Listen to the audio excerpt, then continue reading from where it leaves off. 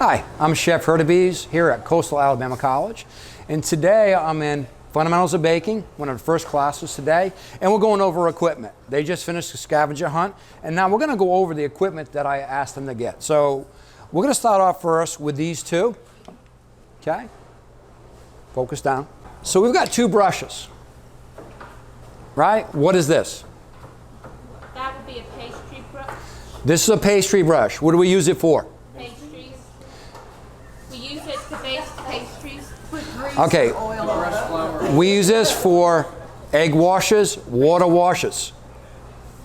Egg water washes, water washes. That's what you use it for. This is a grease brush. What do you use it for? Greasing pans. Greasing pan. So you were going to grease a pan, or you're going to use butter or oil. This is a brush for oils and greases. You don't want to coat this with egg and then coat this with oil. You'll never get it out of the brush. So these two brushes should be always in a kitchen. They have different uses. All right, now we have two that look the same. They're whisks. This is a whip. This is a whisk. Okay, a whip, look at it, very thick. It's meant for heavy batters like pâte à choux, mashed potatoes. Heavy batters. A whisk is to aerate and lighten very light batters like whipping eggs. See how it moves? This one doesn't move at all. So you're going to get a workout. So with this one, you're whipping egg whites, whipping whipped cream. You might use this. Very loose batters. Two different uses. So if you had a heavy batter and you tried to use this, nothing's going to happen, right? So that one's pretty easy. Next we have scrapers. Bench scraper, bowl scraper. Okay? So let's start with the bowl scraper. The bowl scraper round, if you have a bowl, right, it contours to the shape of the bowl. Guess what? If you use this side, it's for scraping sheet pans. So there's two sides. This is like a 50-cent piece of plastic.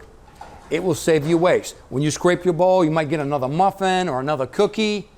That's dollars in your pocket. Very important in the industry, okay? Bench scraper. What's its purpose? To scrape the benches. Okay, so at the end of the day, you have a lot of flour and things on there. You'll hit it with a little bit of water, come back this, it will scrape off anything that's dried up on your benches. Okay, so there's one use. Another use may be to portion doughs. Okay, now there's another use too. Which of these two is the best to cut butter? Bench scraper. Okay, this is the best to cut butter with. You can cut it very quickly, very accurately, and yet not cut yourself. The butter's going to stick to the knife, and there's a chance you're going to harm yourself or hurt yourself. I do not recommend using a chef's knife to cut butter, okay? So this would be the tool, okay? So cool. Next, we have spatulas, right? We have what we call rubber spatula, plastic spatulas, okay? All right, we have two different colors, red and gray. What does that mean? One silicone. Red's heat resistant. Red is for heat. You could use this to do things on the stove. This one you cannot. It will melt and get into your food. In my classes, these don't exist. This is a spatula. If you're going to do anything in a pan, you're probably going to use a metal spoon, right? Or if you're going to, anything, when I'm calling for a spatula to do a cake, there's straight ones. They call also palette knives, okay? But for this, if I'm going to ice a brownie or ice a cake, this is a spatula I'm looking for. So if I ask for a spatula, this is what I'm looking for. Those other ones, if there's even a nick in it, the health department will write you up as a violation because it's trapped bacteria and stuff within it. And so those are the biggest violations in most restaurants. Now we have three other containers. We have a creme brulee mold, a ramekin, and anybody want to guess what this is? A monkey dish. I know, sounds funny. Okay, So a lot of restaurants use the ramekin as a creme brulee mold. It is not the right mold. Ramekin, this is great for like a custard, like a cream caramel, where you caramelize the sugar and then it flips over. Okay, we use it for a lot of uses, but never for creme brulees. Creme brulee, the actual term means burnt cream. So when you put your custard and bake it off and you burn that sugar on the top, you should get a little bit of caramelized sugar with every bite. You're not going to get a bite of caramelized sugar with every bite with this. This is the wrong mold for creme brulees. This is the correct mold. If you don't have this, you can use a bowl. When I was the executive chef of Sandestin, I went in there and we used to use bowls and pour our batter in the bowls and bake it off in bowls. Everybody has bowls. So you don't have to buy these.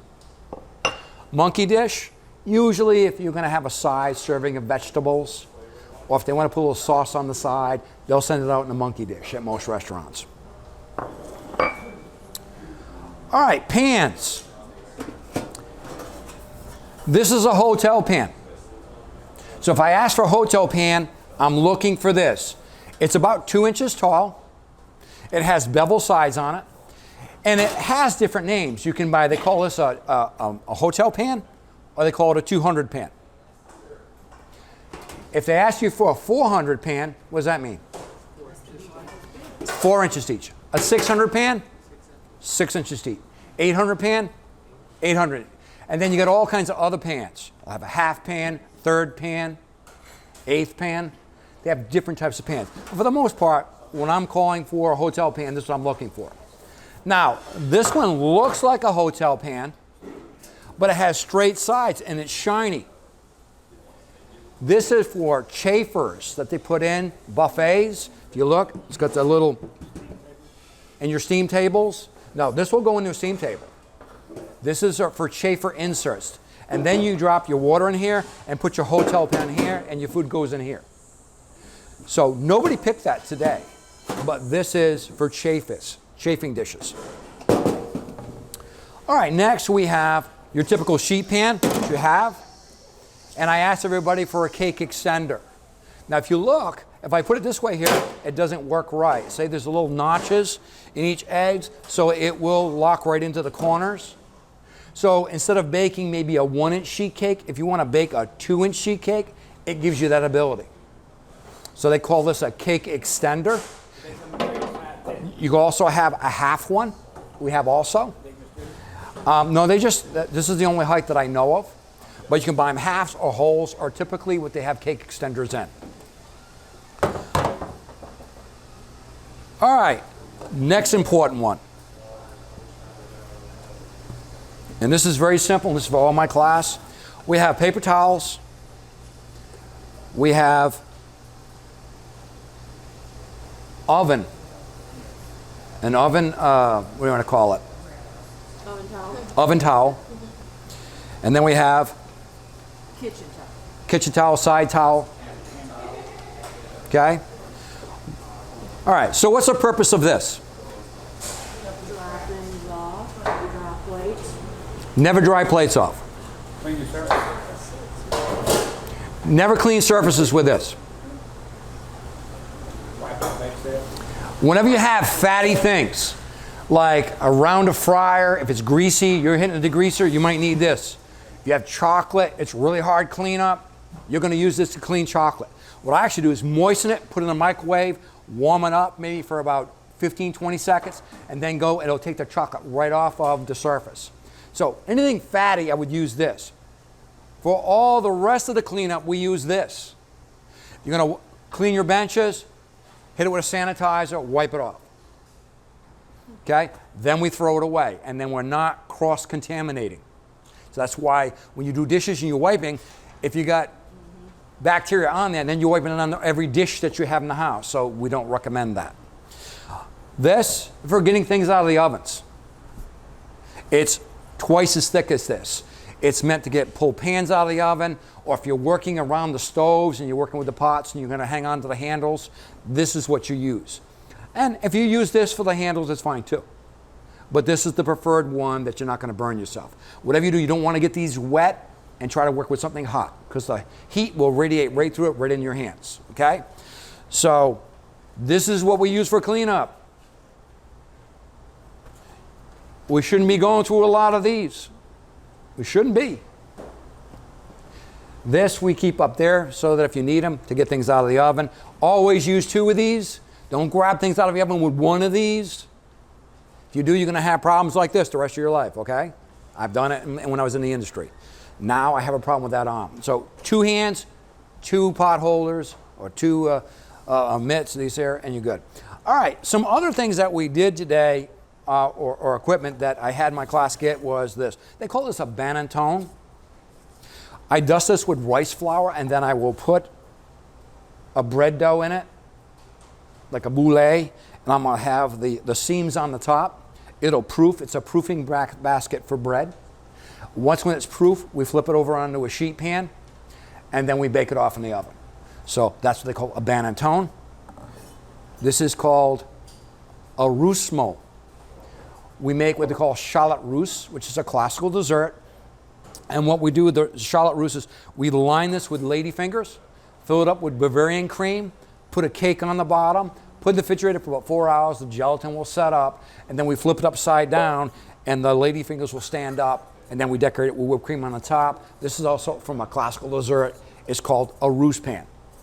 All right, other than that, we have another pan, and could you get me down there the other one? It's oblong shape. And I'll go over this in time. This is a drum sifter, okay, for sifting flour. The class also had a smaller one that was out of metal. They call it a tammy. A tammy is something that you'd use if you were doing like a pate, and you wanted to push the meat through and get all of the lumps out of it. They might strain meat through it. They might use a pate for that. Use a tammy for that. We use this to sift flour with. So let me ask this question. What's the difference between sifting and straining? Sift. So sifting what? You have a dry ingredient and you're taking the lumps out of the dry ingredient. Right? When you're sifting. Straining, where do you go? You got a liquid ingredient and you're trying to get the lumps out of a liquid ingredient. They're pretty much identical, only straining is for liquids and sifting is for dry. That's it. All right, so we have 2 other things. These are more for tableside desserts. If you want to do like a Cherries Jubilee, a Bananas Foster's, or a Crepe Suzette. This one was developed and shaped that you could actually cook a fish in it. But this is what I would call a flambe pan. I would do Bananas Flambe in here. I would do Cherries Jubilee in here. This is the pan I would use. You know, you would heat it up, the mixture, slide it, put your booze up front, move it forward, and then it would flame in here. This is a Crepe Suzette pan. So what you do is have your crepes, you'd build your sauce and fold them within the pan, and then you flame the crepes in that. So they're different. Flambe pan, Crepe Suzette pan. And that's pretty much the equipment that my students were working with today. They did a scavenger hunt. I thank you, and I hope you see some of our other videos. Thank you so much.